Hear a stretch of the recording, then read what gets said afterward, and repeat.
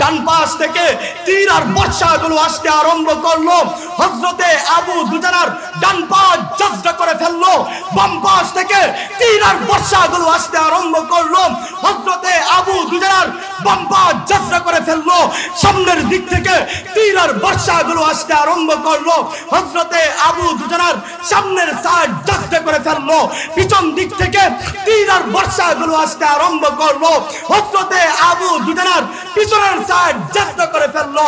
একটা মুরগি যেরকম ভাবে নিজের বাচ্চাগুলোকে নিজের দুইটা পাখার মধ্যে বেষ্টনী দিয়ে নিজের সমস্ত আঘাতগুলোকে বরদাস্ত করে নেয়, হযরতে আবু দুজানা এরকম ভাবেই আল্লাহর হাবিবকে বেষ্টনী দিয়ে নিজের সমস্ত তীর আর বর্ষাগুলোকে নিজের শরীরে নিয়ে নিলেন।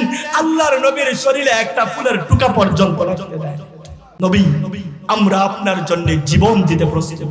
নবী, আমরা আপনার জন্য আমাদের বাবা মাকে সন্তান হারা করতে প্রস্তুত। নবী, আপনার ভালোবাসায় আমরা আমাদের স্ত্রীদেরকে বিধবা করতে প্রস্তুত। নবী, আপনার ভালোবাসায় আমরা যা যা করার প্রয়োজন আমরা সব করতে প্রস্তুত। কিন্তু নবী, আমরা একজন সাহাবী জিন্দা থাকবো, আমাদের একজন সাহাবী জীবিত থাকবে, আর আপনার শরীরে আঘাত লাগবে, এটা আমরা করছেন কেন বরদাস্ত করব? মুহতারাম হাজিরিন, সাহাবীরা শুধুমাত্র বলছেন না না না, কাজেও তিনারা সেটাকে বাস্তবায়ন করেছেন। আমরা তো শুধুমাত্র বলি রসুলকে ভালোবাসি, রসুলের জন্য এই করেঙ্গে সেই করেঙ্গে, অথচ কাজের বেলা পাওয়া যায় না, কাজের বেলায় দেখা যায় না। কিন্তু না, সাহাবীরা বলছেন, কাজেও সেটাকে বাস্তবায়ন করেছেন।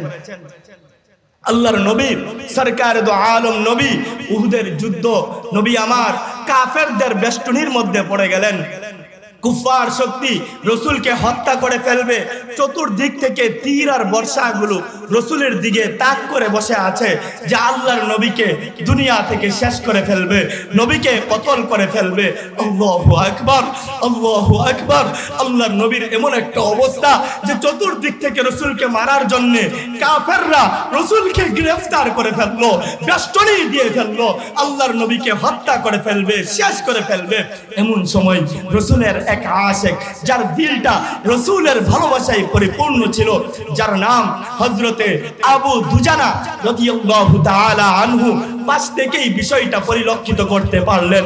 আরে আরে, কুফার শক্তি তো আমার রসুলকে জানে মেরে ফেলবে, তারা তো আমার রসুলকে জানে শেষ করে দিবে, তারা তো আমার রসুলকে হত্যা করে ফেলবে। এই অবস্থা দেখা মাত্রই হযরতে আবু দুজানা রাদিয়াল্লাহু তাআলা আনহু আসমানের দিকে তাকায় চিৎকার দিয়ে বললেন, আল্লাহ আল্লাহ ইন্নী লা ইউহিব্বুকাল্লাহ। আল্লাহ, তুমি সাক্ষী থাকো তোমার রাসূলকে তোমার জন্য ভালোবাসি। আল্লাহ, তুমি সাক্ষী থাকো তোমার রাসূলকে তোমার জন্য মহব্বত করি, ইসলামের জন্য মহব্বত করি, আমি মুমিন হিসাবে তোমার রাসূলকে ভালোবাসি। এই কথা বলা মাত্রই হযরতে আবু দুজানা রাদিয়াল্লাহু তাআলা আনহু সঙ্গে সঙ্গে ওই কাফেরদের বেষ্টনীর মধ্যে ঢুকে গেলেন।